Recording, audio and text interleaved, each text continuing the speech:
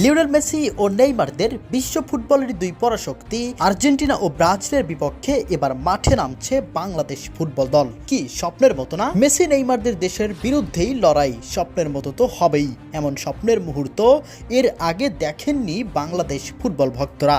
AFB Latin Bangla super কাপকে সামনে রেখে ঘোষণা হয়েছে 30 সদস্যের স্কোয়াড, যেখানে নজর কাড়ছেন 3 তরুণ কিউবা মিচেল, ফাহমিদুল ইসলাম ও জায়ান আহমেদ। ট্রায়ালে চমক দেখানো বিতর্ক চাকমাও দলে জায়গা পেয়েছেন। কবে, কখন এবং কোথায় হবে ম্যাচটি, চলুন দেখে নেই বিস্তারিত রিপোর্টে।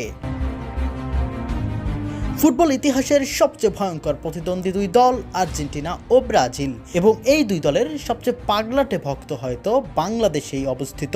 আর এটা কারো অজানা নয়, এই দুই দলের বিপক্ষেই এবার মাঠে নামতে চলেছে বাংলাদেশের জাতীয় ফুটবল দল, যেখানে অংশগ্রহণ করবেন বাংলাদেশের উঠে আসা তরুণ স্টার ফুটবলাররা, যেখানে রয়েছেন তরুণ তুর্কি কিউবা মিচেল, ফাহমিদুল ইসলাম, জায়ান আহমেদের মতো খেলোয়াড়রা।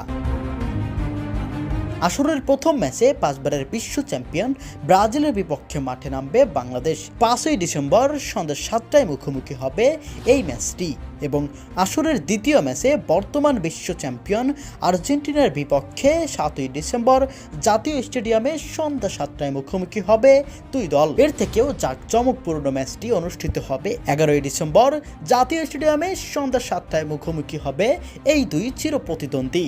বাংলাদেশ ফুটবলে শুরু হয়েছে উত্তেজনার ঝড়।